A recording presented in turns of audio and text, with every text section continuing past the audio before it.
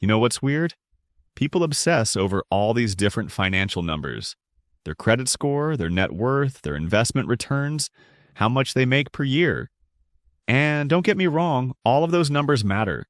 But there's one number that matters way more than all of them combined. And most people have absolutely no idea what theirs is. Yeah, so I spent years tracking all the wrong things. I was checking my credit score every month like it was going to change my life. I was calculating my net worth and feeling either good or bad based on whether it went up or down. I was comparing my salary to my friends' salaries. And none of that was actually telling me whether I was making real financial progress or just spinning my wheels. My name is Don, and I used to think I needed to become a financial expert before I could invest, when really I just needed to understand like 5 basic things and then actually start. And here's what changed everything for me. Understanding the one number that actually predicts your financial future. Once I started tracking this number and working to improve it, everything else fell into place. My savings grew, my stress decreased, and I actually started building wealth instead of just talking about it. Before we get into it, make sure to subscribe and hit that like button if you want to see more content about building wealth and making smarter money decisions. Trust me, this number I'm about to share with you is going to completely reframe how you think about your finances, and it's way simpler to calculate than you think. All right, so what is this magical number that matters more than everything else? It's your savings rate. And before you roll your eyes and think this is going to be boring, hear me out, because most people completely misunderstand what savings rate actually means and why it's so powerful. Let me start by explaining what your savings rate is and why it's the most important number in personal finance. Your savings rate is simple. It's the percentage of your take-home income that you keep instead of spending. If you make $4,000 per month after taxes and you save and invest $800, your savings rate is 20%. That's it. It's not complicated math or some abstract financial concept. It's literally just how much of the money you earn are you keeping versus spending. Now, here's why this number matters more than all the others. Your credit score? That just tells you if you can borrow money. Your net worth? That's a snapshot of where you are right now, but it doesn't tell you anything about the direction you're heading. Your salary? That's nice, but it's meaningless if you spend every dollar you make. But your savings rate? That tells you everything. It tells you if you're living below your means or above them.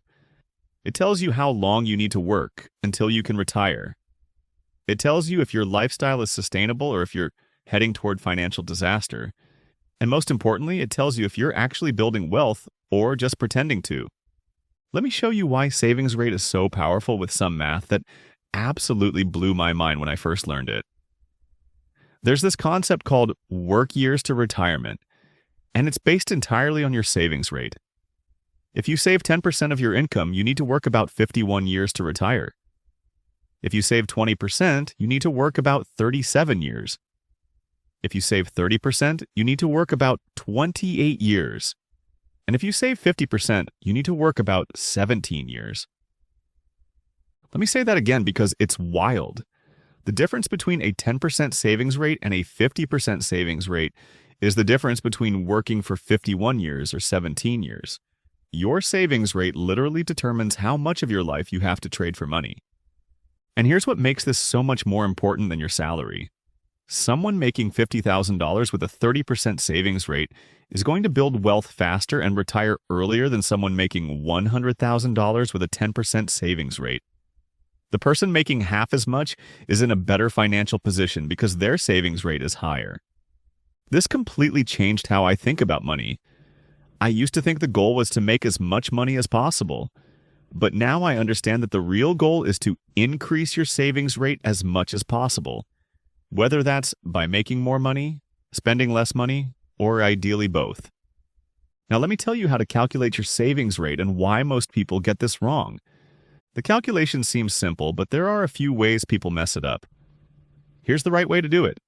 Take your monthly take-home income, that's after taxes, after health insurance, after 401k contributions, whatever actually hits your bank account. Then take everything you saved and invested that month. This includes money that went to savings accounts, investment accounts, extra debt payments beyond the minimum, contributions to your 401k, everything.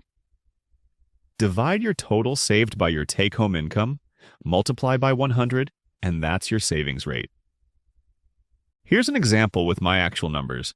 My monthly take-home is about $3,800 after taxes, and my 401k contribution. I save $300 in a regular savings account, invest $400 in my brokerage account, and put $200 toward extra debt payments. That's $900 total saved. $900 divided by $3,800 is 0.237, or about 23.7%. That's my savings rate. The mistake people make is either not counting their 401k contributions as savings, or they calculate it based on gross income instead of take-home. You want to use take-home income because that's the money you actually have to work with, and you want to count all forms of savings, including retirement contributions and extra debt payments, because all of that is money working for future you instead of being spent. When I first calculated my savings rate, honestly, it was like 6%. I was making decent money, but I was spending almost all of it. And seeing that number, knowing that I'd need to work like 65 years to retire at that rate, that was a wake-up call. That's when I realized I needed to make serious changes. Now let me show you what a good savings rate looks like and how to improve yours. All right, so what's a good savings rate? Here's my honest take. Anything below 10%, and you're not really building wealth, you're just treading water. Between 10% and 15% is okay. You're making progress, but it's going to be slow. Between 15% and 25% is solid. You're actually building real wealth. Above 25% is excellent. You're on track to retire early if you want to. Now I know what you're thinking. Don, there's no way I can save 25% of my income. And I get it. When I was making $32,000 a year, saving 25% felt impossible. But here's the thing, you don't need to jump from 6% to 25% overnight. You just need to consistently move in the right direction. When I started tracking my savings rate, it was 6%. The next quarter, I focused on getting it to 8%, then 10%, then 12%. Each time I increased it by just a couple percentage points, it didn't feel dramatic. But over time, those small increases compound into major lifestyle and financial differences. Here's how to actually increase your savings rate, and it's a two-sided approach. Side 1 is reducing spending without making yourself miserable. Side 2 is increasing income whenever possible. Most people only focus on one side, but you need to work both angles. On the spending side, don't try to cut everything. That's not sustainable. Instead, audit your spending and find the waste. For me, it was subscriptions I didn't use, convenience purchases I didn't need, and eating out way more than I actually enjoyed. Cutting that waste freed up about $300 per month without making my life worse. Here's the key. Only cut spending on things that don't actually add value to your life. If you love going to concerts, don't cut that. If you genuinely enjoy your gym membership and use it, keep it. But if you're paying for Netflix, Hulu, Disney+, HBO, and you realistically only watch one of them regularly, that's waste you can cut without missing it. On the income side, this is harder in the short term, but more powerful long term. In the short term, you can add small income streams through side gigs, selling stuff, or picking up extra hours. In the long term, you need to focus on increasing your earning potential through skills, certifications, job changes, or promotions. I increased my income by about $18,000 over 3 years by learning digital marketing skills and switching jobs. And because I didn't inflate my lifestyle when my income went up, my savings rate jumped from 12% to 23%. That income increase went almost entirely towards savings and investing, which is how you create real financial momentum. Every year, I set a goal to increase my savings rate by at least 2 percentage points. Some years I hit it, some years I don't, but that target keeps me focused on what actually matters instead of getting distracted by other financial metrics that don't move the needle. Now, let me tell you why your savings rate matters more than your net worth or your salary. I have friends who make way more money than me, like $80,000 or $90,000 per year. And when we talk about finances, they're always stressed about money. They're living paycheck to paycheck at a higher income level. You know why? Because their savings rate is like 3%. They're spending everything they make. Meanwhile, I make $50,000 and I'm way less stressed about money than they are. Not because I make more, I make less, but because my savings rate is 23%, which means I'm actually building wealth and have a financial cushion. I have months of expenses saved, I have investments growing, I have room to breathe. This is why net worth can be misleading, especially early in your career. Someone who's 25 with a net worth of $10,000 might sound broke, but if they have a 25% savings rate, they're on a path to being wealthy. Meanwhile, someone who's 35 with a net worth of $100,000 sounds like they're doing well, but if they have a 5% savings rate, they're actually in trouble because they're not building wealth fast enough.